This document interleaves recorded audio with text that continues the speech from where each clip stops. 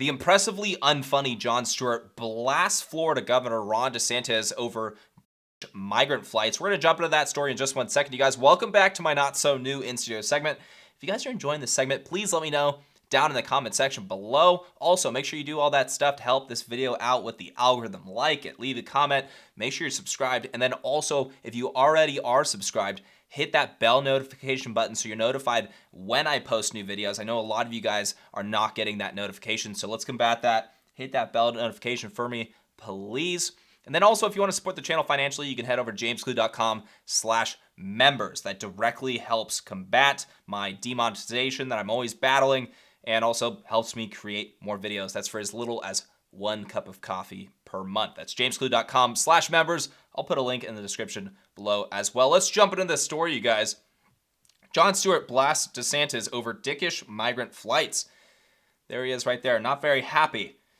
Former Daily Show comedian Jon Stewart weighed in on Republican Florida Governor Ron DeSantis' decision to fly migrants from Texas and Florida to Martha's Vineyard. Now, if you haven't heard about this, I just did a recent video getting people's reactions on the streets. We talk about a little bit more in detail. So if you haven't seen that video, make sure to check that recent street video out. But let's go ahead and I'm not going to read this article. Let's actually check out Jon Stewart's show and see what he had to say for himself. Well, it's very obvious at this point that the path to Republican power lies in ishness. And I don't know that there is a political platform or an ideology other than ishness. And, this stunt did exactly what he wanted it to do, which is jumped his profile, made wrong.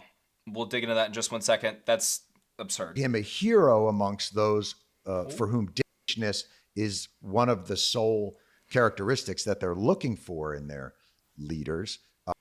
It's so funny to me that this narrative is winning amongst just folks on the left. I'm not so sure that it's the dominating narrative. It's the dominating narrative if you don't know the facts of the border and this current crisis that we're seeing and the very dark realities of the U.S.-Mexico border, drug smugglers, human smugglers, etc. This narrative makes sense if you know absolutely nothing about that.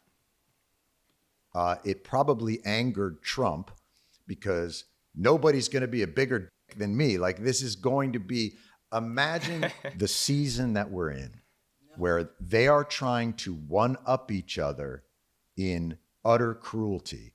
And that Right. So it's just about cruelty. That's all this was about. This is only about fame. This is only about name recognition. This is only about being abusing people by sending them to the nicest vacation area in the United States, or at least one of them. That's all it's about. Or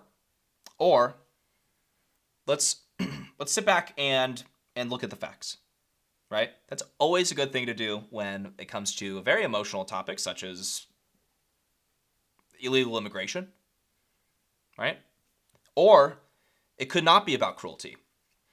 Why are people, where did this all come from? Why are Republicans upset about this? Were they upset about it under Trump? Were they doing something about it under Trump? Why are they upset about it now? Joe Biden to pause border wall construction, issue protections for DACA recipients, and roll back other Trump immigration policies, such as the Remain in Mexico policy. Trump was very effective in his immigration policy when it came to preventing people from not only coming to the border, but also sending out a message, a very strong message of do not come here because you will be deported. That does have an effect on the amount of people coming up to the southern border. And that was directly reflected with the statistics from the Border Patrol statistics showing how many encounters there were per month at the southern border. We'll dig into that in just one moment. But basically, Joe Biden rolling back these Trump-era immigration policies that were working is turning into something very dark that's been ignored by the media. And not only ignored by the media, but also almost encouraged by the Biden administration. Record number of migrants died at southern border over past year, report says. Now, this is about a month old, okay? nearly 750 these stats. Nearly 750 migrants have died along the southern border during fiscal year 2022, according to the Department of Homeland Security, data obtained by CNN. A number that shatters the previous annual record as the U.S. grapples with a historic migrant surge. Nearly 750 migrants. The fiscal year, 2022 fiscal year, is not even over. Approaching 1,000 deaths that they know of, that they're willing to admit that they have reported. Maybe it's not about cruelty. Maybe Republicans want to also draw attention to fentanyl seizures. In the first 9 months of fiscal year 2022, U.S. Customs and Border Protection law enforcement agencies in San Diego and Imperial counties seized over 5,000 pounds of fentanyl, which amounts to about 60% of the 8,400 pounds of fentanyl seized around the entire country. Maybe they want to draw attention to the opioid crisis that we're currently in and doing practically nothing to prevent the drug smugglers coming across our open border. Maybe they want to draw attention to that. Or maybe the other month, with 53 reported people found dead in an abandoned 18-wheeler, abandoned by human smugglers that do not care about these people in San Antonio. Maybe they want to draw attention to disgusting acts like that. They're all locked in the back of a trailer. Maybe they want to draw attention to that. So, maybe it's not about competing to be the most cruel. In fact, maybe it's about drawing attention to put an end to the cruelty that's happening at our southern border. I haven't even talked about human smugglers using people for slave labor. I haven't even talked about human smugglers picking a young girl and saying, you know what, she would be better off in sex work. Or them throwing children over parts of the southern border where there is a border wall because they were only paid to get them across. I think the evils at the U.S.-Mexico border with these drug cartels is unimaginable to most people. Most people have no clue what is going on down there. And by the way, business is booming. They're making millions, if not billions of dollars off smuggling people across the southern border every single month. Business is booming for these drug cartels. People want to put an end to this. People want to stop it. People want to allow U.S. Border Patrol agents to actually do their jobs effectively and maybe focus on terrorists coming across or drugs coming across instead of having to manage 200,000 people just walking across the southern border every single month.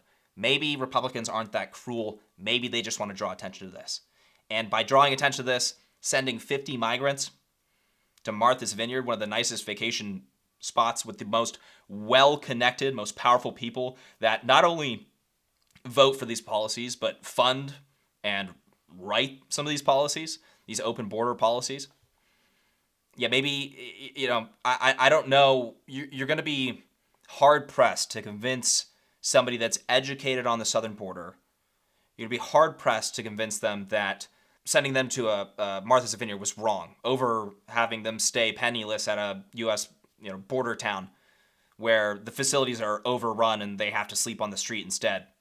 Use the restroom on the street instead. That's happening right now. So I think this argument that Jon Stewart's trying to make only can succeed when people have no clue what is going on down at our southern border and also have no clue that this is a created crisis. They're choosing not to do anything at the southern border. They're choosing to allow it to get worse. There's another part of this video, 5 minutes and 30 seconds, that I want to show you guys, or 5 minutes and 50 seconds. Taking advantage of something that's already broken instead of trying to fix it. That's right. The weird part. Jay, what's easier? Is it easier to govern and solve problems, or is it easier to meme? Well, hey, he's almost making a good point here. I mean, he actually is. But keep listening. Well, take a big it's swing. Easier to meme. Everyone wants to go viral. Absolutely. Now that's what we're talking about. Jay made a great point. It's the memification of politics. I mean, Boom. They gave Fox News the heads up but didn't notify any local officials. So talk to me about that. Because they don't give a. They don't give a. But they give a in the way that This they go, is did I about get their eyes? brand. Yeah, did I The get eyes brand. on it? That's did right. people see this? Jon Stewart is talking about what's easier here. Creating policy to prevent this or memeing? Well, Mr. Jon Stewart, this is a federal issue. Joe Biden's administration is allowing this to happen. These states don't have the authority to deport these people that are seeking asylum or saying that they're seeking asylum. They don't have the authority to do that. That is why they're sending them to these now, New York, D.C., Martha's Vineyard now. That's why they're sending them here, because they don't have the authority to send them back. So when it comes to making policy, you guys, it blows my mind that he's talking about them refusing to make policy and just meme instead, when they don't have the authority to do anything about this. This is Joe Biden's issue. This is the Democrats' issue. They're the ones in charge. And he's pretending like they're not. And you know what? When they were in charge, the numbers plummeted. Let's check these out really quick. I don't think we need to do any cheerleading for Trump's administration or anything like that. We can simply look at the policies. Let's go to 20 anywhere. You guys can see these right here. 45,000, 42,000. This is encounters by month under Trump's administration in 2020. Fiscal year 2020. So this is December. Technically December 2019. 40,000, 36,000. This is all before COVID lockdowns. Fast forward to Joe Biden's administration, 164,000, 174. We're dealing with 222,000, 235,000. I often film in Huntington Beach, and off the top of my head, I believe Huntington Beach has about 200,000 in their total population. Okay, well, we're encountering more than Huntington Beach every single month at the southern border. And that's not even including gotaways. That's not even including the roughly 50,000 gotaways every single month, people that are getting away from Border Patrol agents. So we don't need a cheerlead, like I said. We can simply look at the data and look at what doing nothing about our southern border results in. Now, if you guys haven't seen the video that we just did, talking to people about Martha's Vineyard, DeSantis sending 50 migrants to Martha's Vineyard, go check it out definitely after this video. But a lot of people are pretty much just saying, look, bring him in. Absolutely bring him in. But just don't send him to Martha's Vineyard. Penniless at a middle class to poor border town is much preferred, right? Sleeping on the street, much preferred. Don't send him to Martha's Vineyard. Don't do that. Well, it seems as though we have this video from the Daily Caller right here. I can't fit that all on the screen, but it's a great video. And I'm not going to play the whole thing, but I just want to play a little part because this guy went out in New York City asking them that question of should they bring him to New York City. Listen to what they have to say. Now what New York is doing is they're saying okay, we're full, we can't handle this influx. What do you guys think about that? Do you think it's hypocritical of New York to do that? I don't think it's necessarily hypocritical because it's not like they're saying, no, we don't want any immigrants, but the city is packed. Right. It's not that we don't want immigrants. We just don't want them here. They do have to protect the interests of the people who do live here already. At the same time, it is a balance. God, it's just some grade A hypocrisy from Texas. I do think it is pretty messed up of Texas to handle. Look at them blaming Republicans for Biden's border crisis. Blaming Republicans. These people are eating up this narrative of defend Martha's Vineyard at all costs. Well, the elites that live there totally agree with you. It like that. I guess it's better than sending them back to where they came from, of course, but... So I love this. I love this bit because he's talking to people in New York and pretty much coming to the same result as I would, let's say, here in California. I'll put a link to this full video down in the description below because you guys definitely want to check that out. He did a great job and that video is doing very well. Good for Daily Caller. I'm sorry I don't know this gentleman's name, this Giga Chad, but great work, Giga Chad. And you guys, if you enjoyed this video, please make sure you hit that like button, make sure to subscribe, and make sure to hit that bell notification button. That's a huge one, the bell notification button. We need more of those, so hit that. Anyways, thank you guys all so much for watching. We'll catch you next time.